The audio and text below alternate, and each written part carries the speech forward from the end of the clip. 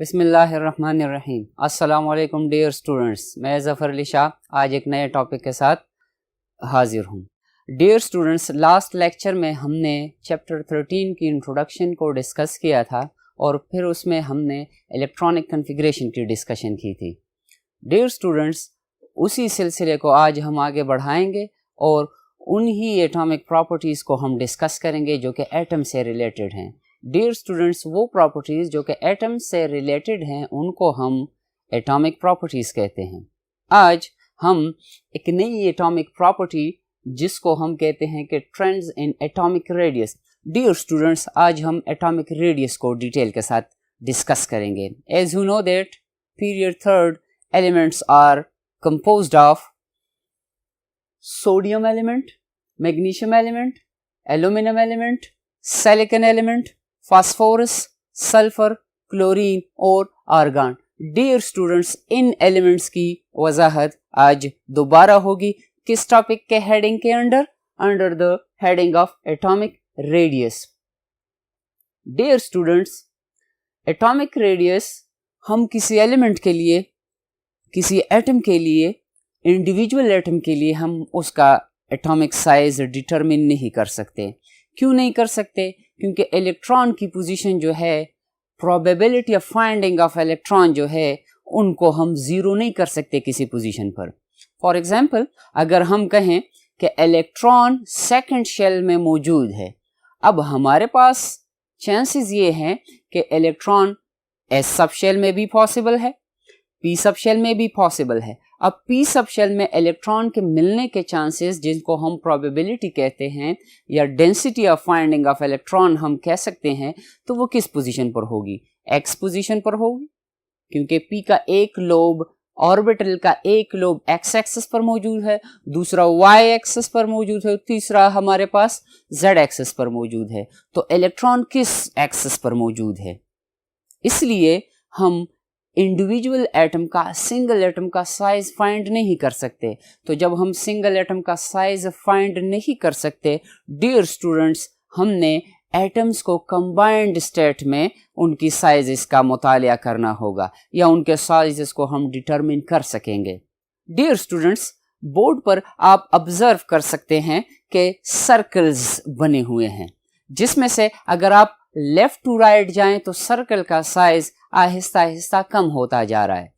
जो extreme left side पर है, this is, it represents sodium atom, फिर उसके बाद मैग्नीशियम एटम है, फिर उसके बाद एल्यूमिनियम है, एल्यूमिनियम के बाद सिलिकॉन है with the symbol of SI, उसके बाद फास्फोरस है, फिर सल्फर है, क्लोरीन है और सबसे आखिर में अगर आप ऑब्जर्व करें आर्गन है हमारे पास। डियर स्टूडेंट्स, तो इन एलिमेंट्स को आइए जरा डिवाइड करते हैं on the basis of their natures. Dear students, पहले वाले तीन एलिमेंट्स जो हैं, जिसमें से सोडियम, मैग्नीशियम और एल्यूमिनियम जो है, ये मेटेलिक इन नेचर है। डियर स्टूडेंट्स, मेटल्स की कुछ खास प्रॉपर्टीज हैं। अगर वो प्रॉपर्टीज किसी एलिमेंट में मौजूद हो तो हम कहते हैं कि ये मेटेलिक इन नेचर है। जैसे उसका साइज बड़ा होना चाहिए। सेकंड प्रॉपर्टी, अगर साइज बड़ा हो तो उसके साथ उसकी आयोनाइजेशन एनर्जी कम होगी। आयोनाइजेशन एनर्जी का टॉपिक इंशाल्लाह डिस्कस करेंगे, लेकिन यहां पर आपकी समझ के लिए मैं बता दूं कि उससे हम आसानी से गैसियस स्टेट में इलेक्ट्रॉन निकाल सकेंगे। उसकी इलेक्ट्रॉन एफिनिटी कम होनी चाहिए। What is electron affinity? क्योंकि अगर उसके शेल में, आउटर मोस्ट शेल में हम इलेक्ट्रॉन ऐड करवाएंगे बाहर से, तो वो आसानी से ऐड ना हो, मतलब वो इलेक्ट्रॉन को एक्सेप्ट ना करे। इलेक्ट्रॉन एफिनिटी की प्रॉपर्टी है। फिर मेटल्स की एक और प्रॉपर्टी है जो कि रिंगिंग साउंड प्रोड्यूस करेंगे। जैसे ही हम उसको स्ट्राइक करेंगे तो एक रिंगिंग साउंड प्रोड्यूस होगी। मेटल्स का सरफेस शाइनी होना चाहिए। डियर स्टूडेंट्स, मेटल्स को थर्मल और इलेक्ट्रिकल कंडक्टेंस की प्रॉपर्टी मेटल्स में ज्यादा होनी चाहिए। तो इन्हीं प्रॉपर्टीज की बेसिस पर हम एलिमेंट्स को डिवाइड कर सकते हैं कि ये मेटेलिक इन नेचर है या नॉन मेटेलिक इन नेचर है। तो पीरियड थर्ड के पहले तीन मेंबर जो हैं, dear students, they are metallic in nature and the rest are non metallic in nature. अब हमने कुछ देर पहले बात की कि जब हम एटम्स की साइजेस की बात करेंगे, उनकी डिटर्मिनेशन की बात करेंगे, मेजरमेंट ऑफ साइज की बात करेंगे हम, तो हम स्ट्रिक्टली किताब में वर्ड इस्तेमाल किया गया है स्ट्रिक्टली बॉन्डेड कंडीशंस, तो हमने स्ट्रिक्टली बॉन्डेड कंडीशंस में एलिमेंट की एटमों की साइजेस को डिटरमिन करना है। जैसे पहले ये तीनों एलिमेंट्स जो हैं सोडियम, मैग्नीशियम और एल्यूमिनियम, इनके लिए हम मेटेलिक रेडियस की बात करेंगे, क्योंकि ये एटम्स जब आपस में जुड़े होंगे, किसके जरिए जुड़े होंगे, किस किस्म के बॉन्ड के जरिए जुड़े होंगे या कौन सी फोर्सेस इनमें इन्वॉल्व होंगी, तो हम कहते हैं कि मेटेलिक फोर्सेस आर देयर। तो जब मेटेलिक रेडियाई की बात होगी, in fact we are discussing under the heading of metallic forces. Second जो कैटेगरी है हमारे पास, that is covalent radius for silicon, phosphorus, sulfur and chlorine. ये चारों elements non metallic in nature है। अब ये जब नॉन मेटेलिक इन नेचर है तो इनके दरमियान जो बॉन्ड पाया जाएगा that is covalent bonding, and you know that covalent bonding is the bonding or it is the condition in which two atoms or more than two atoms share electron mutually. दोनों एटमों के दरमियान या तीनों एटमों के दरमियान या जितने भी एटम्स हों उनके दरमियान जब इलेक्ट्रॉन शेयरिंग होगी, म्यूचुअल शेयरिंग होगी, as compare to ionic bond. अगर हम बात करें आयोनिक बॉन्डिंग में एक एटम से इलेक्ट्रॉन ट्रांसफर होगा कंप्लीटली, दूसरे एटम कंप्लीटली इलेक्ट्रॉन को गेन करेगा, जिस पर एक एटम पर पॉजिटिव चार्ज और दूसरे एटम पर नेगेटिव चार्ज आएगी। यहां पर ऐसी कोई कंडीशन नहीं है, यहां पर म्यूचुअल शेयरिंग ऑफ इलेक्ट्रॉन की बात होगी। और थर्ड कैटेगरी हमारे पास जो है van der Waals radius for argon. Dear students, argon जो है पीरियोडिक टेबल में पी ब्लॉक में मौजूद है और पी ब्लॉक में आखिरी ग्रुप में मौजूद है, जिनको हम जीरो ग्रुप एलिमेंट्स भी कह सकते हैं, या जिनको हम कहते हैं कि these are the noble gases. Noble gases का मतलब ये है जनाब कि ये बॉन्डिंग में हिस्सा नहीं लेंगे नॉर्मल कंडीशन में। तो ये जब बॉन्डिंग में हिस्सा नहीं लेंगे, अब इनकी साइज की जब हम बात करेंगे, ये तो एक एक इंडिविजुअल एटम होगा, गैस फॉर्म में होगा, हमने इनको गैस से लिक्विड स्टेट में लेकर जाना है by the application of high pressure and by lowering the temperature, और फिर लिक्विड स्टेट से by freezing, by lowering the temperature हमने इनको सॉलिड में कन्वर्ट करना है। तो ये जब गैस से लिक्विड में आएंगे तो ये तो सिंगल एटम्स हैं, यहाँ पर तो डाइपोल्स नहीं है, ना पॉजिटिव चार्ज है पार्शियल, ना पार्शियल नेगेटिव चार्ज है, तो हम कहते हैं कि यहाँ पर इंस्टेंटेनियस डाइपोल्स प्रोड्यूस होते हैं। ऐसी फोर्सेस को हम लंडन डिस्पर्शन फोर्सेस कहते हैं, और अगर हम ब्रॉडली बात करें तो those forces are known as van der Waals forces. तो जब सॉलिड स्टेट में आर्गन होगा उसको हम कहेंगे कि हम इनकी वॉन डेर वाल्स रेडियस को डिटरमिन कर रहे हैं। डियर स्टूडेंट्स, हमारे पास दो फैक्टर्स हैं जो कि एटम की साइज को अफेक्ट करेंगे। सबसे फर्स्ट जो है या पहला फैक्टर जिसको हम कह सकते हैं कि दैट इज स्क्रीनिंग इफेक्ट या शील्डिंग इफेक्ट, और दूसरा फैक्टर जो है that is effective nuclear charge. Shielding effect, dear students, हम किसको कहते हैं? शील्डिंग इफेक्ट असल में डियर स्टूडेंट्स क्लास 9th की केमिस्ट्री में आपने डिटेल से ये चीजें सीखी हैं। अब व्हाट इज स्क्रीनिंग इफेक्ट? हम कहते हैं कि जब न्यूक्लियस आउटरमोस्ट शेल इलेक्ट्रॉन्स को अपनी तरफ अट्रैक्ट करेगा, अब उस अट्रैक्शन में जब कमी आ जाए, किस वजह से कमी आएगी? जो शेल, आउटरमोस्ट शेल और न्यूक्लियस के दरमियान जो शेल्स मौजूद हैं, जैसे अगर हम बात करें the atomic number of sodium is 11, atomic number of sodium is 11, मतलब इलेक्ट्रॉनिक कॉन्फ़िगरेशन का टॉपिक हमने लास्ट लेक्चर में डिटेल के साथ डिस्कस किया था स्टूडेंट्स, जिसमें हम कहते हैं कि पहले शेल में 2 इलेक्ट्रॉन्स चले जाएंगे, फिर उसके बाद सेकंड शेल में 8 इलेक्ट्रॉन्स चले जाएंगे और आखिरी शेल में 1 इलेक्ट्रॉन जाएगा। अब न्यूक्लियस जब उस आखिरी इलेक्ट्रॉन पर फोर्स अप्लाई करेगा, इलेक्ट्रोस्टैटिक फोर्स अपनी तरफ अट्रैक्ट करने के लिए, तो उस फोर्स में कुछ कमी आएगी, डिक्रीज आएगा उसमें से। वो डिक्रीज क्यों आएगा? जो फर्स्ट शेल में इलेक्ट्रॉन्स मौजूद है और जो सेकंड शेल में इलेक्ट्रॉन्स मौजूद है, उनकी रिपल्शन की वजह से आउटर मोस्ट शेल में जो इलेक्ट्रॉन मौजूद है उस पर न्यूक्लियर फोर्स की कमी आ जाएगी, अट्रैक्टिव फोर्सेस की कमी आ जाएगी। इसलिए हम कहते हैं कि इलेक्ट्रॉन शील्ड हो रहा है, न्यूक्लियस की अट्रैक्शन से इलेक्ट्रॉन एक ढाल की वजह से बच रहा है ताकि उस पर न्यूक्लियस की अट्रैक्शन ना हो। अब डियर स्टूडेंट्स, शील्डिंग इफेक्ट का ट्रेंड अगर हम अक्रॉस द पीरियड देखें फ्रॉम लेफ्ट टू राइट, जब हम सोडियम से लेकर मैग्नीशियम से होता हुआ aluminium, silicon, phosphorus, sulphur, chlorine और आर्गन तक पहुंचते हैं डियर स्टूडेंट्स, तो शील्डिंग इफेक्ट पर क्या असर होगा? शील्डिंग इफेक्ट कम होगा या ज्यादा होगा? डियर स्टूडेंट्स, हम तो ये एक्सपेक्ट कर सकते हैं कि जैसे सोडियम में 11 इलेक्ट्रॉन्स है, मैग्नीशियम में 12, फिर 13, 14, 15, 16, 17 और आर्गन में 18 तक इलेक्ट्रॉन्स पूरे हो जाते हैं, नंबर ऑफ इलेक्ट्रॉन में इंक्रीज आ जाता है, तकरीबन 7 इलेक्ट्रॉन्स ऐड हो जाते हैं शेल्स में, तो फिर तो शील्डिंग इफेक्ट को ज्यादा होना चाहिए था, और जितना ज्यादा शील्डिंग इफेक्ट ज्यादा हो फिर एटम का साइज बढ़ना चाहिए। लेकिन स्टूडेंट्स, आपने ये बात जहन में रखनी है कि जैसे जैसे एक एक इलेक्ट्रॉन ऐड होता जाता है थर्ड शेल में, जैसे पहले 3s1 होगा, फिर 3s2 होगा, फिर 3p1, 2, 4, 5 एंड 6, इसी तरह एक एक प्रोटॉन भी न्यूक्लियस में ऐड होता जाएगा। तो एक एक प्रोटॉन की न्यूक्लियस की एडिशन की वजह से शील्डिंग इफेक्ट जो है वो कांस्टेंट रहेगा। Across the period shielding effect बढ़ेगा नहीं, कांस्टेंट रहेगा। तो इसलिए हम कहते हैं कि shielding effect across the period constant है, तो एटम की साइज पर इसका कोई असर नहीं होगा। मतलब शील्डिंग इफेक्ट कांस्टेंट होने की वजह से एटम का साइज बढ़ेगा नहीं।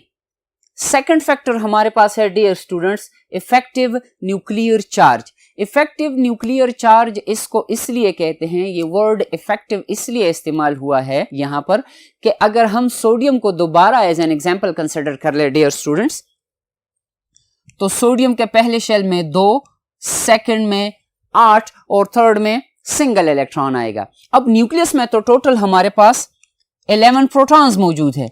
अब 11 प्रोटॉन्स इन इलेक्ट्रॉन्स को अट्रैक्ट करेगा अपनी तरफ। अब इन 2 और 8 टोटल 10 इलेक्ट्रॉन्स हो जाते हैं। इनकी वजह से आखिरी शेल में जो सिंगल इलेक्ट्रॉन है उस पर फोर्सेस ऑफ अट्रैक्शन जो है वो कम हो जाएंगी डियर स्टूडेंट्स। अब जो फोर्स में न्यूक्लियर फोर्स जो न्यूक्लियस अप्लाई कर रहा था उसमें जो कमी आई है, जो रह गया है वो फोर्स जिससे वो सिंगल इलेक्ट्रॉन अट्रैक्ट हो रहे न्यूक्लियस की तरफ। डियर स्टूडेंट्स, डिटेल को समझने की कोशिश करें। अगर हम कहें एक फर्जी वैल्यू में बता रहा हूं आपको कि यहां पर 11 प्रोटॉन्स 11 इलेक्ट्रॉन्स को अपनी तरफ अट्रैक्ट कर रहे हैं। अब उन 11 प्रोटॉन्स में से 10 प्रोटॉन्स जो है 10 इलेक्ट्रॉन्स को अपनी तरफ अट्रैक्ट करेंगे। अब सिंगल इलेक्ट्रॉन सिंगल प्रोटॉन की तरफ अट्रैक्ट होगा। जो आउटर मोस्ट शेल का आखिरी इलेक्ट्रॉन है वो एक प्रोटॉन की वजह से न्यूक्लियस की तरफ अट्रैक्ट होगा। अब उस एक प्रोटॉन की वजह से जो अट्रैक्शन है आउटर मोस्ट शेल में इलेक्ट्रॉन्स पर, उसको हम इफेक्टिव न्यूक्लियर चार्ज कह सकते हैं। आपकी समझ के लिए कि how to calculate effective nuclear charge, उसके लिए इक्वेशन है हमारे पास। इफेक्टिव न्यूक्लियर चार्ज को Z इफेक्टिव से हम रिप्रेजेंट कर सकते हैं, विच इज इक्वल टू, हम कह सकते हैं कि Z minus S। Dear students, यहां पर 2 Z इस्तेमाल किए गए हैं। एक के साथ अगर आप देखें Z इफेक्टिव लिखा गया है, दूसरे के साथ कुछ नहीं लिखा गया। Z इफेक्टिव, ये तो इफेक्टिव न्यूक्लियर चार्ज की बात होगी। जो Z है इक्वलिटी साइन के राइट साइड पर, इसका मतलब है atomic number of that element. जैसे सोडियम की केस में हमने बात की, atomic number of sodium is 11, in case of magnesium that is 12। Minus S, what is S? S जो है ये इनर शेल इलेक्ट्रॉन्स को रिप्रेजेंट करेगा। जैसे these are the inner shell electrons, जिसमें से 2 पहले शेल में, जिसमें से 8 सेकंड शेल में। तो 2 और 8 जो है ये इनर शेल इलेक्ट्रॉन्स है। डियर स्टूडेंट्स, अब इस इक्वेशन को आप लोग समझ गए हैं, इससे हम आसानी से इफेक्टिव न्यूक्लियर चार्ज कैलकुलेट कर सकते हैं। मेरे साथ प्रैक्टिस कीजिएगा डियर स्टूडेंट्स। स्टार्ट लेते हैं। Atomic number of sodium is 11 minus inner shell electrons in sodium are 10। तो फिर हमारे पास सोडियम पर जो इफेक्टिव न्यूक्लियर चार्ज होगा that is 1+। Effective nuclear charge of sodium is 1+। Dear students, आते हैं बाकी एलिमेंट्स के लिए, इसकी वजाहत करते हैं। 1+ ऑन सोडियम, इसी तरह 12 minus 10 is equal to 2+। फिर इसी तरह हमारे पास 13 minus 10 is equal to 3+। फिर इसी तरह 14 minus 10 is equal to 4+। फिर इसी तरह 15 minus 10 is equal to 5+। फिर इसी तरह 16 minus 10 is equal to 6+। 7+ और यहां पर हमारे पास 8 प्लस बन जाएगा। डियर स्टूडेंट्स, आपने ऑब्जर्व किया कि अक्रॉस द पीरियड हमारे साथ इफेक्टिव न्यूक्लियर चार्ज की वैल्यू जो है वो बढ़ती जा रही है। अब इससे हम कंक्लूड ये करेंगे डियर स्टूडेंट्स कि across the period effective nuclear charge increases, जितना ज्यादा न्यूक्लियर चार्ज होगा एटम का साइज उतना कम होगा। तो एटॉमिक साइज का ट्रेंड अगर हम पीरियड थर्ड में अक्रॉस द पीरियड ऑब्जर्व करें तो इफेक्टिव न्यूक्लियर चार्ज के बढ़ने की वजह से एटम का साइज कम होता जाएगा। कंक्लूसिवली, कंसिक्वेंटली, रिजल्ट की अगर हम बात करें अक्रॉस द पीरियड एटम का साइज डियर स्टूडेंट्स कम होता जाएगा। आप बोर्ड पर दो डायग्राम ऑब्जर्व कर सकते हैं डियर स्टूडेंट्स, जिसमें से पहले आप रेड सर्कल ऑब्जर्व कर रहे हैं, फिर उसके बाद नीचे आप ब्लैक सर्कल्स ऑब्जर्व कर सकते हैं।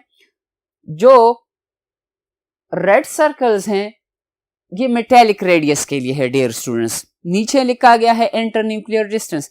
लास्ट डिस्कशन में कुछ देर पहले हमने ये बात की कि हम इंडिविजुअल एटम के साइज को डिटरमिन नहीं कर सकते, तो हमने स्ट्रिक्टली बॉन्डेड कंडीशंस की तरफ जाना है। तो मेटेलिक रेडियस, जब मेटेलिक एटम्स मेटेलिक बॉन्ड के जरिए बॉन्डेड होंगे और नीचे कोवेलेंट बॉन्ड के जरिए बॉन्डेड होंगे, इंटरन्यूक्लियर डिस्टेंस हम कैलकुलेट कर लेंगे, उसका हाफ जो होगा उस एटम का इन केस ऑफ मेटेलिक बॉन्डिंग उसका साइज होगा, और इन केस ऑफ कोवेलेंट बॉन्डिंग वो उसके लिए उसका साइज होगा, एटम का साइज होगा। किस वक्त होगा? जब हम कोवेलेंट बॉन्डिंग की बात करेंगे। डियर स्टूडेंट्स, एटॉमिक साइज का ट्रेंड हमने पीरियोडिक टेबल में डिस्कस किया। उम्मीद है इंशाल्लाह आप लोगों को समझ आई गई होगी। नेक्स्ट टॉपिक की तरफ मूव करते हैं। हमारा नेक्स्ट टॉपिक जो है that is, dear students, atomic size को डिटेल में स्टडी करने के बाद हमारा नेक्स्ट टॉपिक जो है that is trends in first ionization energy. ये जो प्रॉपर्टीज हम पढ़ रहे हैं एटॉमिक प्रॉपर्टीज, ये हम पीरियड थर्ड एलिमेंट्स के लिए पढ़ रहे हैं। पीरियड थर्ड एलिमेंट्स में से सबसे पहला एलिमेंट जो है दैट इज सोडियम, फिर उसके बाद है मैग्नीशियम, फिर उसके बाद है एल्यूमिनियम। ये पहले तीन एलिमेंट्स जो हैं ये मेटेलिक इन नेचर हैं।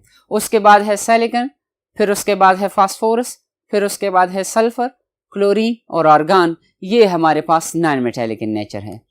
आयोनाइजेशन एनर्जी का डेफिनेशन ये है हमारे पास डियर स्टूडेंट्स के first ionization energy, the energy required to remove the most loosely held electron from 1 mole of gaseous atoms to produce monopositive ion।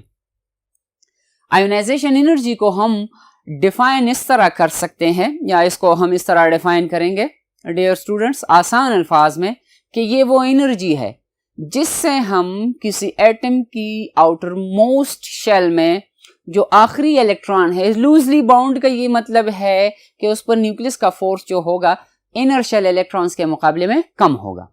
अब उस इलेक्ट्रॉन को जब हम आयोनाइज करवाते हैं, आयोनाइजेशन वो प्रोसेस है डियर स्टूडेंट्स जिसमें से एक एटम या तो इलेक्ट्रॉन गेन करेगा या एक एटम इलेक्ट्रॉन लूज करेगा। इस केस में आयोनाइजेशन में लॉस ऑफ इलेक्ट्रॉन इन्वॉल्व है। तो आयोनाइजेशन एनर्जी वो एनर्जी है कि जब हम किसी भी 1 मोल ऑफ गैसियस एटम से इलेक्ट्रॉन्स निकालेंगे। अब अगर एक एटम एक इलेक्ट्रॉन रिलीज करेगा तो 1 mole of atoms 1 mole of electron release करेंगे, and you know that 1 mole is equal to Avogadro number 6.023 × 10⁻23। अगर हमारे पास सोडियम की हम वजाहत करें, अगर हमारे पास 1 mole of सोडियम एटम्स हो, it means 23 gram of sodium atoms. अब इन एटमों से अगर हम इलेक्ट्रॉन्स निकालेंगे और इस दौरान जितनी एनर्जी यूज होगी उसको हम आयोनाइजेशन एनर्जी कहेंगे। What is meant by first ionization energy? First ionization energy का मतलब है डियर स्टूडेंट्स के जब हम पहले इलेक्ट्रॉन को रिमूव करेंगे। सोडियम में सिंगल इलेक्ट्रॉन है आउटर मोस्ट शेल में, तो उसकी केस में सिर्फ फर्स्ट एक इलेक्ट्रॉन की हम बात करेंगे फर्स्ट आयोनाइजेशन एनर्जी। दूसरा इलेक्ट्रॉन भी निकल सकेगा लेकिन उसके लिए हायर अमाउंट ऑफ एनर्जी की रिक्वायरमेंट्स होगी। मैग्नीशियम की केस में अगर हम बात करें dear students, outer most shell में मैग्नीशियम के सिर्फ 2 इलेक्ट्रॉन्स हैं, तो पहले इलेक्ट्रॉन को रिमूव करने के लिए जो एनर्जी रिक्वायर्ड होगी उसको फर्स्ट आयोनाइजेशन एनर्जी हम कहेंगे। दूसरे इलेक्ट्रॉन को रिमूव करने के लिए जो एनर्जी रिक्वायर्ड होगी उसको हम सेकंड आयोनाइजेशन एनर्जी कहेंगे। And you know that first ionization energy is less than the second ionization energy. क्यों? क्योंकि फिर जब एक इलेक्ट्रॉन निकल जाएगा, अब 12 प्रोटॉन्स वर्सेस 11 इलेक्ट्रॉन्स हैं, तो न्यूक्लियर फोर्स और भी बढ़ जाएगा, तो इसलिए ज्यादा एनर्जी रिक्वायर्ड होगी इलेक्ट्रॉन को निकालने के लिए। डियर स्टूडेंट्स, हमारे पास कुछ फैक्टर्स हैं जो कि आयोनाइजेशन एनर्जी को एक्सप्लेन करने की, हम उससे वजाहत करेंगे, एक्सप्लेन करने की कोशिश करेंगे। सबसे पहले जो है चार्ज ऑन द न्यूक्लियस, इसको हम दूसरे अल्फाज में ये कह सकते हैं कि this is effective nuclear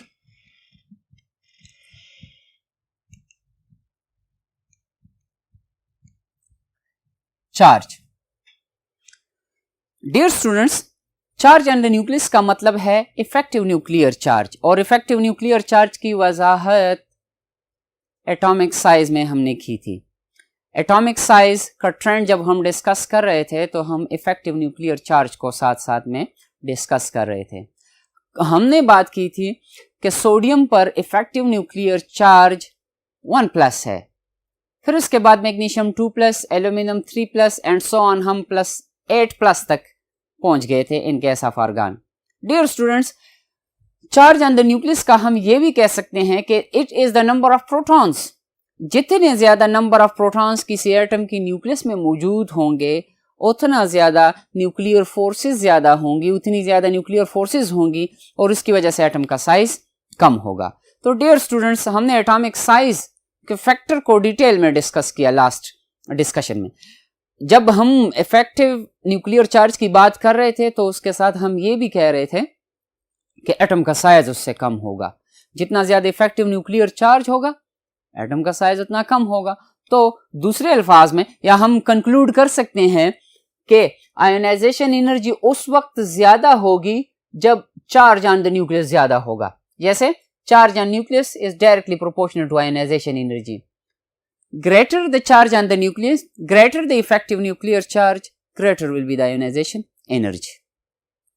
Second factor हमारे पास है distance of outer electrons from the nucleus, के outermost shell electrons और nucleus के दरमियान कितना distance है। जैसे स्टूडेंट्स, अगर हम कहें कि फर्स्ट शेल में एक इलेक्ट्रॉन मौजूद है, उसका जितना डिस्टेंस है जो सेकंड शेल में इलेक्ट्रॉन मौजूद है, अब सेकंड और फर्स्ट की कंपैरिजन हम करें तो फर्स्ट शेल का इलेक्ट्रॉन जो है वो सेकंड शेल के इलेक्ट्रॉन के मुकाबले में न्यूक्लियस को ज्यादा पेनिट्रेट कर रहा है, उसके ज्यादा नजदीक है।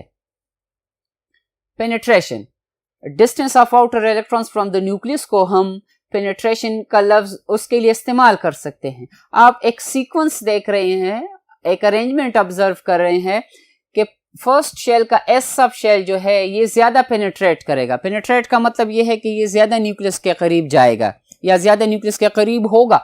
1s greater penetration, then the 2s is greater than the 2p, 3s, 3p, 3d, 4s and so on। इसका मतलब ये है डियर स्टूडेंट्स कि अगर इलेक्ट्रॉन 1s में मौजूद है तो उस इलेक्ट्रॉन को निकालने के लिए ज्यादा एनर्जी रिक्वायर्ड होगी।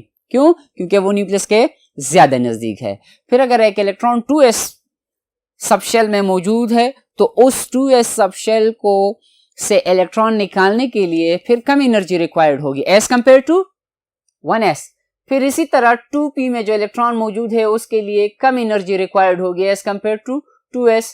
2p को अगर हम 3s के साथ कंपेयर करें, 3s के साथ अगर हम 3p को 3d, 4s, 4p and so on.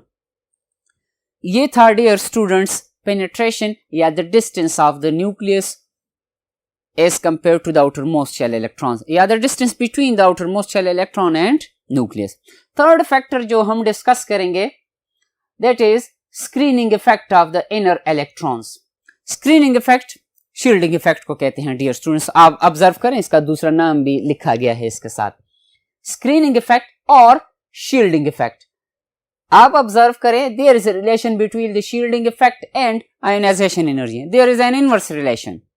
Shielding effect जितना ज्यादा होगा आयोनाइजेशन एनर्जी उतनी कम होगी। क्यों? क्योंकि शील्डिंग इफेक्ट ज्यादा होने की वजह से एटम का साइज बड़ा होगा। एटम का साइज बड़ा होने की वजह से outer most shell electrons nucleus से ज्यादा दूर होंगे डिस्टेंस पेनिट्रेशन की कुछ देर पहले हमने बात की, तो जितने ज्यादा इलेक्ट्रॉन्स दूर होंगे न्यूक्लियस से उनके दरमियान डिस्टेंस ज्यादा होगा, एनर्जी कम रिक्वायर्ड होगी, इलेक्ट्रॉन आसानी से आयोनाइज होगा। Dear students, try to understand.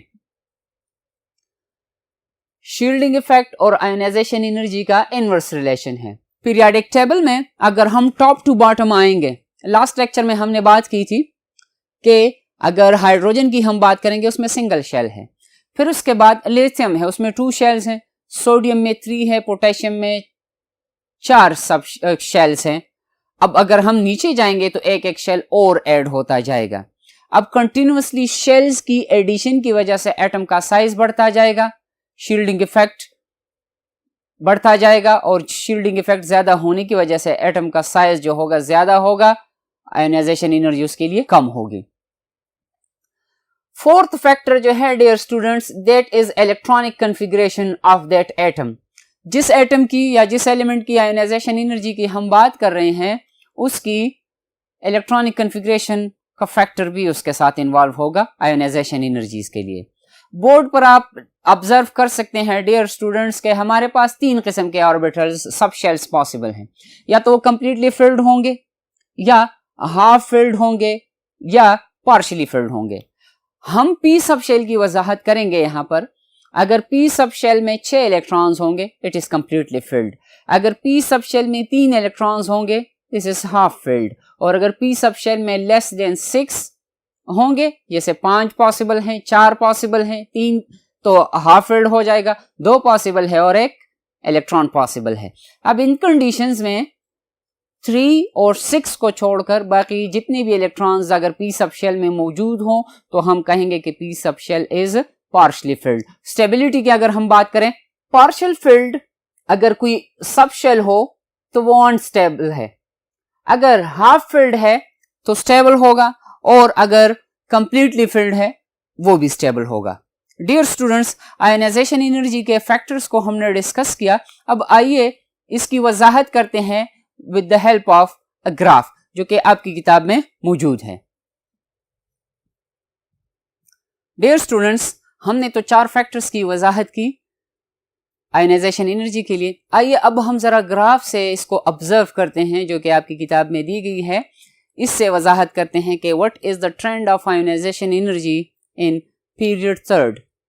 Dear students, हमारे पास ये ग्राफ जो है इसमें से y एक्सिस पर ionization energy in kilojoules per mole को प्लॉट किया गया है, हॉरिजॉन्टली x एक्सिस पर उन एलिमेंट्स को प्लॉट किया गया है। इसका मतलब ये है डियर स्टूडेंट्स ग्राफ का कि x एक्सिस पर एलिमेंट्स मौजूद हैं, y एक्सिस पर उनकी एनर्जी मौजूद है। जैसे अगर आप ऑब्जर्व करें सोडियम के लिए इस लाइन को, ये लाइन की लेंथ ऊपर की तरफ जितनी ज्यादा होगी it means the ionization energy is greater, और अगर इसकी कम होगी लंबाई, हाइट कम होगी तो आयोनाइजेशन एनर्जी कम होगी। पहले 2 को जरा कंपेयर करते हैं। हमने चारों फैक्टर्स को याद जहन में रखना है, एटॉमिक साइज को, पेनिट्रेशन को, स्क्रीनिंग इफेक्ट को, इलेक्ट्रॉनिक कॉन्फ़िगरेशन को। इन सारे फैक्टर्स को हमने जहन में रखना है और इस ग्राफ की वजाहत करनी है। सोडियम और मैग्नीशियम की अगर हम आयोनाइजेशन एनर्जीज की कंपैरिजन करें डियर स्टूडेंट्स, तो ionization energy of sodium is less than the magnesium.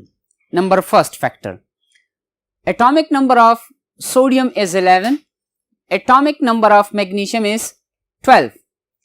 Sodium की न्यूक्लियस में 11 प्रोटॉन्स मौजूद है, मैग्नीशियम की न्यूक्लियस में 12 प्रोटॉन्स मौजूद है। इफेक्टिव न्यूक्लियर चार्ज की अगर हम बात करें, इफेक्टिव न्यूक्लियर चार्ज सोडियम की केस में 1+ है और मैग्नीशियम की केस में 2+ है। सेकंड फैक्टर, यहां पर साइज का जो फैक्टर होगा डिफरेंस होगा, मैग्नीशियम का साइज कम होगा और सोडियम का साइज बड़ा होगा। तो हमने साइज की बात की थी कि साइज जितना कम हो आयोनाइजेशन एनर्जी उतनी ज्यादा होगी, तो सोडियम की आयोनाइजेशन एनर्जी इसलिए कम है मैग्नीशियम से। दूसरा फैक्टर, इलेक्ट्रॉनिक कॉन्फ़िगरेशन की हम बात करें, electronic configuration of sodium is 3s1, magnesium 3s2। तो हाफ फिल्ड, कंप्लीटली फिल्ड का फैक्टर आ जाता है, इसलिए मैग्नीशियम की आयोनाइजेशन एनर्जी है वो सोडियम से ज्यादा है। शील्डिंग इफेक्ट की अगर हम बात करें तो लास्ट टॉपिक में हमने बात की थी कि shielding effect across the period is constant. दूसरा, अगर हम मैग्नीशियम और एल्यूमिनियम की बात करें डियर स्टूडेंट्स, तो एल्यूमिनियम की केस में हमारे पास एल्यूमिनियम की इलेक्ट्रॉनिक कॉन्फ़िगरेशन है आउटर मोस्ट शेल में 2p1 और मैग्नीशियम की केस में है हमारे पास 3s2। अब अगर हम साइज के फैक्टर को इन्वॉल्व करें प्लस इफेक्टिव न्यूक्लियर चार्ज के फैक्टर को इन्वॉल्व करें तो फिर तो आयोनाइजेशन एनर्जी एल्यूमिनियम की ज्यादा होनी चाहिए थी। क्यों? इसलिए क्योंकि the effective nuclear charge on aluminium atom is 3+। Size across the period हमने कहा था कि कम हो जाता है, तो फिर तो एल्यूमिनियम की आयोनाइजेशन एनर्जी ज्यादा होनी चाहिए थी, लेकिन आयोनाइजेशन एनर्जी एल्यूमिनियम की कम है। It is because of the stable electronic configuration. 3p में सिंगल इलेक्ट्रॉन है डियर स्टूडेंट्स। अब अगर 3p में या तो 3 इलेक्ट्रॉन्स हो या 6 इलेक्ट्रॉन्स हो, दैट इज स्टेबल, तब आयोनाइजेशन एनर्जी ज्यादा होगी। अदरवाइज आयोनाइजेशन एनर्जी एल्यूमिनियम और मैग्नीशियम की कंपैरिजन के बाद हम ये कंक्लूड करते हैं कि the ionization energy of magnesium is greater than that of aluminium. Next element की अगर हम कंपैरिजन करें एल्यूमिनियम और सिलिकॉन के दरमियान, यहां पर इलेक्ट्रॉनिक कॉन्फ़िगरेशन दोनों की अनस्टेबल है, पार्शियल फील्ड है। Aluminium 3p1, silicon 3p2। Effective nuclear charge 4+, 3+, तो एटम का साइज क्या होगा इसके साथ अगर शील्डिंग इफेक्ट ज्यादा हो? जी, अगर 4+ हो तो एटम का साइज कम होगा। एटम का साइज जितना ज्यादा कम होगा, outer most shell electrons nucleus की तरफ ज्यादा अट्रैक्टेड होंगे, तो एज अ रिजल्ट या डेफिनेटली हमारे पास आयोनाइजेशन एनर्जी उसकी ज्यादा होगी। नेक्स्ट दो एलिमेंट की कंपैरिजन करते हैं हम सिलिकॉन और फास्फोरस की। In case of phosphorus electronic configuration is 3p3। Dear students, effective nuclear charge की बात भी आ जाती है फास्फोरस की केस में, क्योंकि 5+ है। इफेक्टिव न्यूक्लियर चार्ज के साथ साथ अगर हम ये बात करें कि उसका साइज भी कम होगा और बड़ा फैक्टर या थर्ड फैक्टर जो है यहां पर बात होगी इलेक्ट्रॉनिक कॉन्फ़िगरेशन की।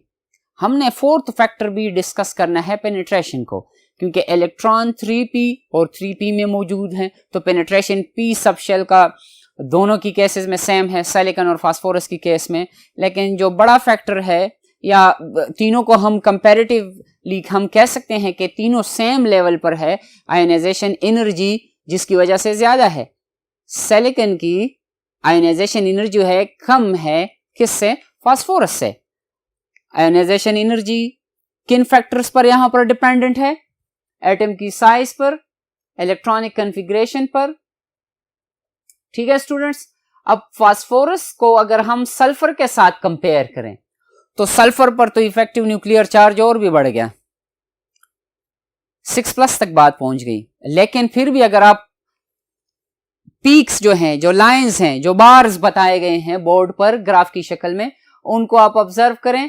फास्फोरस के लिए इसकी लेंथ ज्यादा है, सल्फर के लिए लेंथ कम है। इफेक्टिव न्यूक्लियर चार्ज सल्फर पर ज्यादा है फास्फोरस से, लेकिन फिर भी सल्फर की आयोनाइजेशन एनर्जी कम है। बाकी सारे फैक्टर्स को छोड़कर इलेक्ट्रॉनिक कॉन्फ़िगरेशन की अगर हम बात करें तो electronic configuration of phosphorus is half field which is more stable then the sulphurs partial field, जहां पर p4 इलेक्ट्रॉनिक कॉन्फ़िगरेशन है।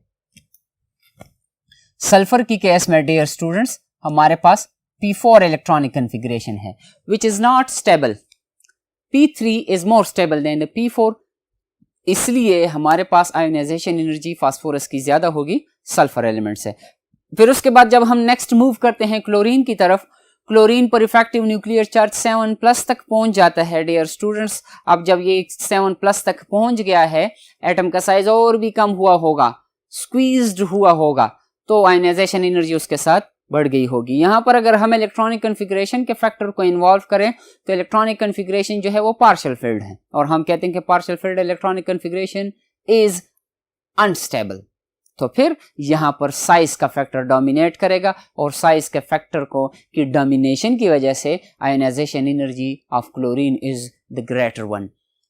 लाइन इसकी हाइट को ऑब्जर्व करें और सबसे आखिर में आर्गन एलिमेंट है। अब आर्गन एलिमेंट जो है इनको तो हम जीरो ग्रुप एलिमेंट्स कहते हैं। क्यों कहते हैं? क्योंकि ये बॉन्ड नहीं बनाते। बॉन्ड क्यों नहीं बनाते? इसलिए क्योंकि इनके इलेक्ट्रॉनिक कन्फिग्रेशन कंप्लीटली फिल्ड है। कंप्लीटली फिल्ड इलेक्ट्रॉनिक कन्फिग्रेशन होने की वजह से ये क्यों इलेक्ट्रॉनिक कन्फिग्रेशन कंप्लीट हो तब क्यों बॉन्ड नहीं बनाता? इसलिए क्योंकि ये अपने आप को स्टेबल से अनस्टेबिलिटी की तरफ नहीं लेकर जाना चाहता। तो जब ये नहीं लेकर जाएगा, दूसरा फैक्टर इसके साथ ये है कि इस पर इफेक्टिव न्यूक्लियर चार्ज 8+ तक पहुंच गया है। इसका साइज नॉर्मल पीरियड के मेंबर्स के मुकाबले में बड़ा है, लेकिन स्टेबिलिटी की बात है क्योंकि ये अपने आप को अनस्टेबल नहीं करना चाहेगा, इसलिए आयोनाइजेशन एनर्जी इसकी सबसे ज्यादा है। दूसरा इससे रिलेटेड एक बात यह है या इंपॉर्टेंट पॉइंट हम कह सकते हैं कि आर्गन या नोबल गैसेस नॉर्मल कंडीशंस में क्यों बॉन्ड्स नहीं बनाते?